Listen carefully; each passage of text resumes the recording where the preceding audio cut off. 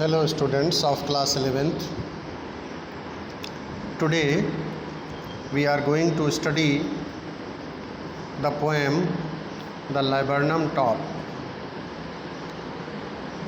Actually laburnum is a tree, is the name of a tree,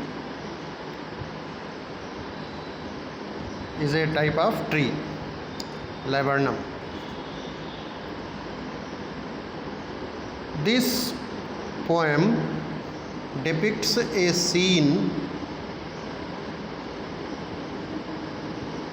यह कविता एक दृश्य प्रस्तुत करती है और वह दृश्य जब हम पोएम पढ़ेंगे तो हमारे सामने उपस्थित होगा।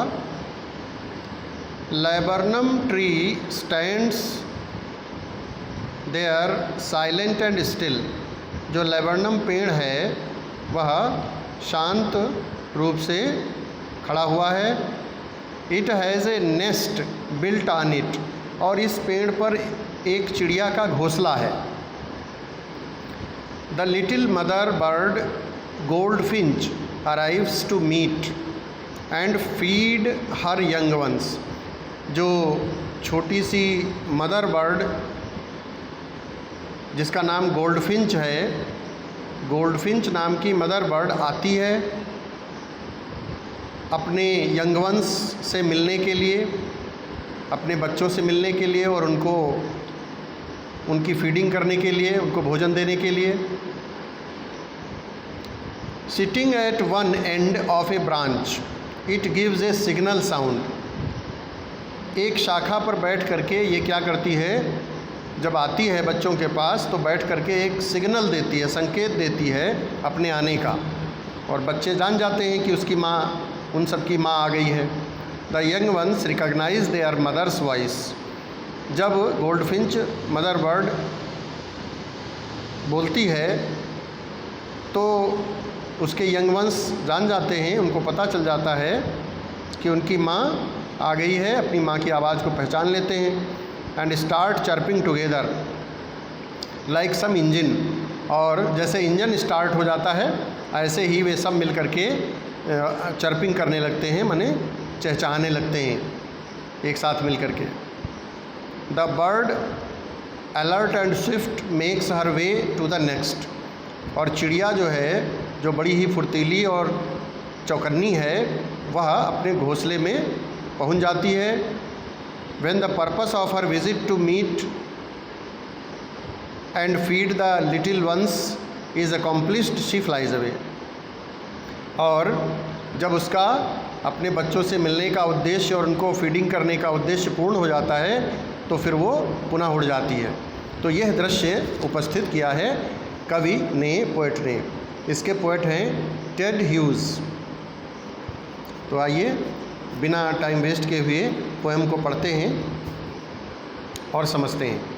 The laburnum top is silent quite still in the afternoon yellow September sunlight. Laburnum जो पेड़ है, उसकी जो चोटी है पेड़ की, वो साइलेंट है, बिल्कुल ही मोशनलेस है। क्वाइट स्टिल मतलब हिलडुल नहीं रही है, बिल्कुल शांत खड़ा हुआ है पेड़। और लैबर्नम ट्री जो होता है वो, laburnum tree is a short tree with yellow flowers and poisonous seeds. पीले पीले फूल लगते हैं इसमें, और इसके जो सीड्स होते हैं, बीज, वो पॉइजनस होते हैं, जहरीले होते हैं। तो सितंबर का मंथ है और दोपहर के बाद का समय है, जिसमें सूरज की धूप पीले रंग की येलो सनलाइट उस पर पड़ रही है।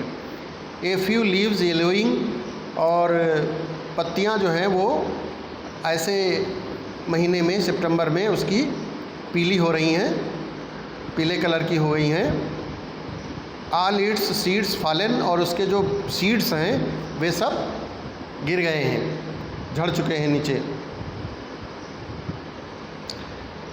Till the gold Finch comes with A twitching chirp. Twitching chirp मतलब झटकों भरी आवाज़। और गोल्ड फिंच जो चिड़िया है वो आती है और वो जो आवाज़ प्रकट करती है तो ऐसा लगता है उसकी आवाज़ झटकों से भरी हुई है, रुक रुक करके, चिक चिक करके बोलती है।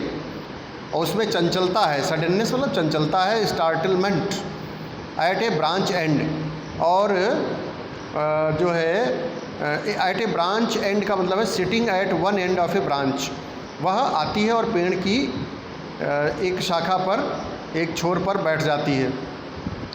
Then sleek as a lizard and alert and abrupt, फिर क्या होता है, वो जो गोल्डफिंच बर्ड है वो स्मूथ है, स्लीक मतलब स्मूथ, एंड ग्लासी, चिकनी और चमकदार है। जैसे लिजर्ड होती है छिपकली, बहुत ही चमकदार और चिकनी होती है उसकी स्किन, ऐसे ही वो भी है।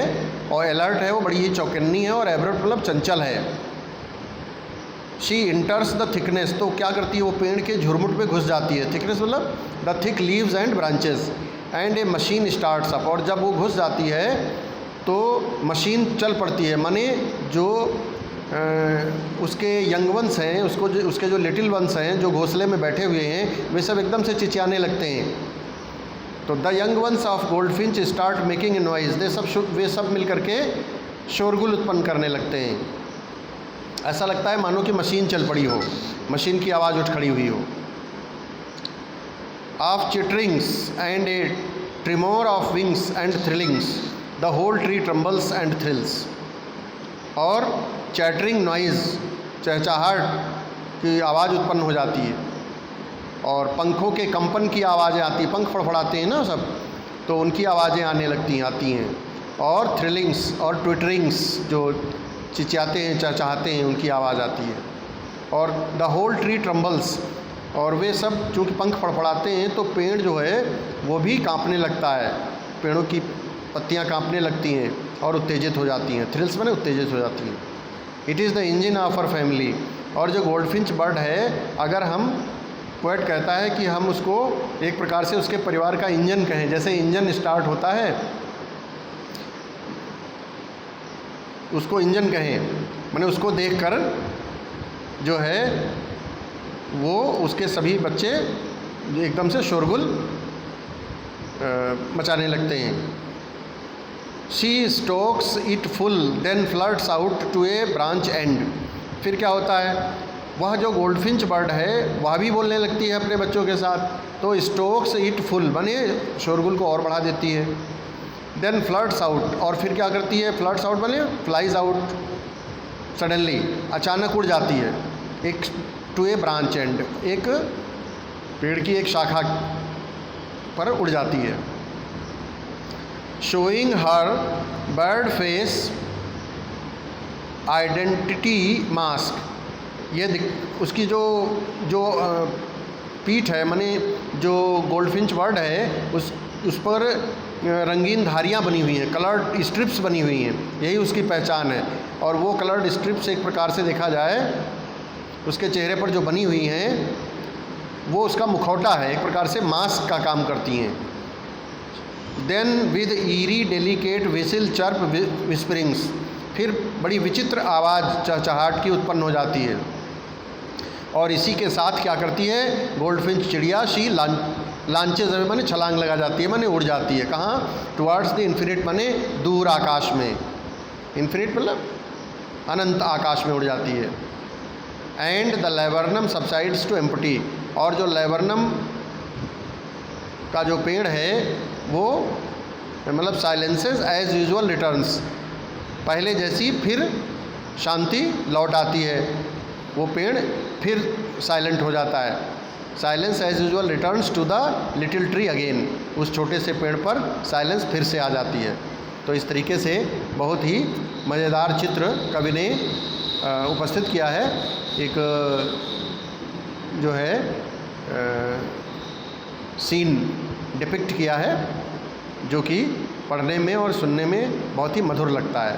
तो it is a very beautiful poem जो हम लोगों ने पढ़ी है, और इसको घर पर वीडियो को बार बार देखेंगे, कई बार देख करके सुनेंगे, और जो PDF भेजूँगा उसको अपने रजिस्टर में नोट कर लेंगे।